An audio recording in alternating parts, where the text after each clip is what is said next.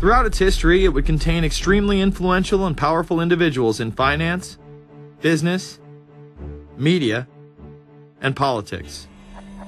Former presidents of the United States include Richard Nixon, Gerald Ford, Jimmy Carter, and William Jefferson Clinton. Currently, Barack Obama claims not to be a member, but has spoken in front of the council and has had his writings published in the council's magazine, Foreign Affairs. It's been reported that you and your wife are in the globalist CFR, which is a Council on Foreign Relations. I'd like to know if that is true. Well, first of all, I'm not the Council on Foreign Relations. I don't know if I'm a official member. I've spoken there before. It basically is just a forum where a bunch of people talk about foreign policy, and so there's nothing. There's no official membership. I don't have a card or, a special handshake or anything like that. Now, why is that important? It's important because the avowed purpose of the Council on Foreign Relations is to create a new world order, a global government based on the model of collectivism. And that includes the elimination of the United States as a sovereign nation. That's why it's important. The people running this country are determined to destroy it. The council was heavily criticized during the 1980s for being an organization hell-bent on destroying national sovereignty in favor of a world government. So many of its members hid their association with the organization. Dick Cheney had this to say in response to a question by David Rockefeller, who became the CFR's youngest director in 1949 and was chairman of the board from 1970 to 1985. He remains an honorary chairman to this day.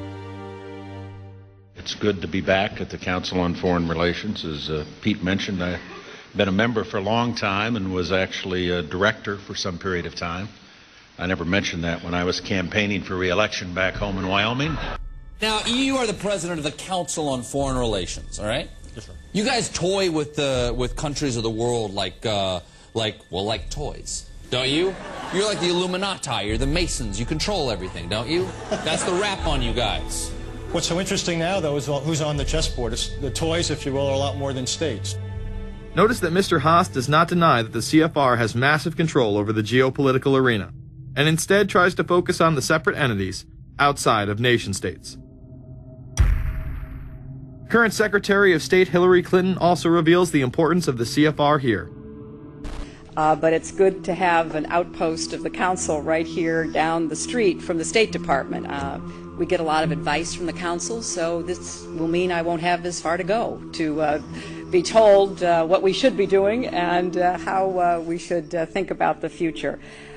You have these private groups that are run and created by the elite, by the ultra-rich, wealthy families that have been manipulating global markets from behind the scenes for generations. They create these private groups that then feed information to the government, to senators, to congressmen, their recommendations, their policy papers, what they think should happen. And it's fascinating because if you actually read what it is that they're doing, the recommendations that they make, they're very able to get them put in place. Discussions that are going on in these private groups are really talks that should be going on in Senate committees and in the halls of Congress, but they're happening with these ultra-elite groups that are then pushing their propaganda into the political mainstream, and then it's becoming enacted, it's becoming put into law. Still not convinced the CFR is promoting a new world order? Listen to what Leslie Gelb had to say upon leaving the New York Times to chair the organization as its president in 1993. I loved it. Doing a column is a great job. I'm going to an equally great but different job, and in a way a job that caps everything I've been doing in my life, in government, in academia, and in journalism. I think that's what the Council on Foreign Relations will allow me to do. Well, for example, you had me and 3 or 4 other folks on this show a few months ago to House, talk about the New World Order, right? Exactly. Right? Bob I talk Hormats about and it, you, exactly. right. I talk about it all the time. New World Order wants a global system where one small central authority of individuals can then dictate a policy that's going to be distributed down to the rest of the world, everywhere, in the smallest little town in the middle of nowhere in some remote country. I now think it's safe to say that the Council is extremely influential on the world stage and openly promote global governance. The Council and the globalists were able to take this agenda to the next level following World War II. The United Nations was born out of the ashes of this conflict. Unlike the League of Nations, the United States not only joined this organization, they championed it. First book I wrote was The Fearful Master, a second look at the United Nations. It was written at a time when it was not popular to be critical of the UN. I mean, the United Nations was viewed by almost everybody as our last best hope for peace. It was a means, we were told, to bring humanity together and put an end to war and live in peace and harmony and promote trade and all of these good things. I wish it were any of those things, but it's not. The original charter for the United Nations was drafted in San Francisco in 1945, and the United States became a permanent member of the Security Council, along with France, the United Kingdom, the Soviet Union, and the Republic of China.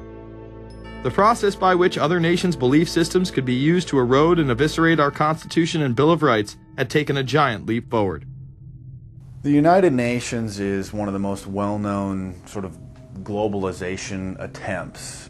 Its primary goal is to streamline all the governments of the world, to create a global council and to unify all the rules and all the regulations for the world. So it's essentially the precursor and an engine of this new world order.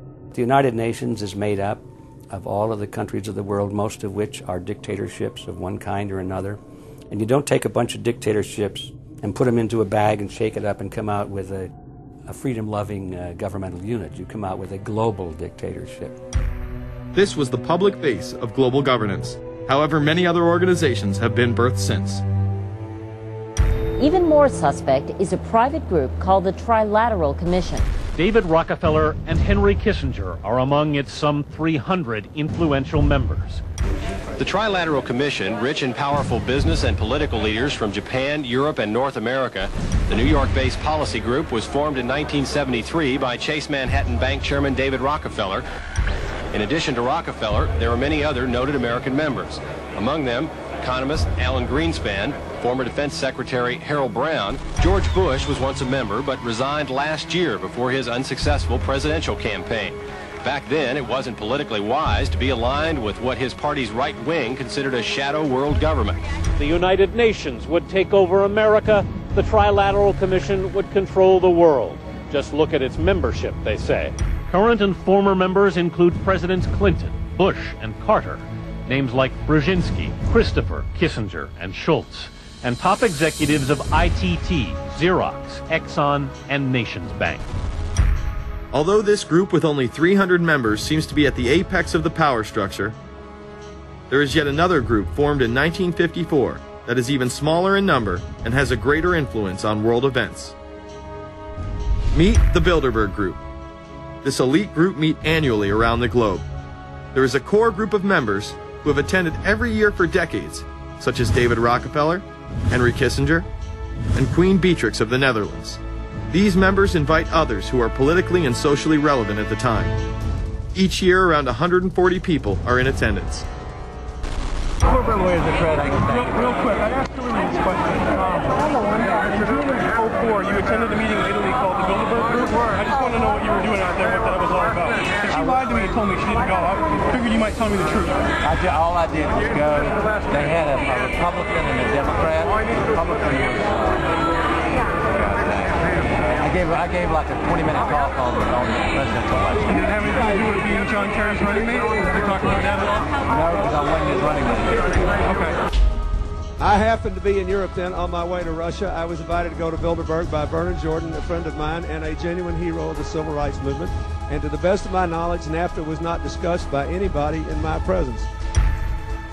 Documents released by the group in 2001 reveal that in September of 1955, the group met in Germany and covertly outlined the idea of a European Union. Section E, European Unity, discusses the general support for European integration and unification, and the idea to unify Germany once again with the rest of Europe under a common marketplace. Belgian Viscount and current Bilderberg chairman Etienne Davignon told the EU Observer in 2009 that the next Bilderberg meeting could improve understanding on future action in the same way it helped create the euro in the 1990s. This illustrates the patience, vision, and reach of this organization. It was able to promote and establish both the European Union and the European currency over the course of just under 40 years, incrementally.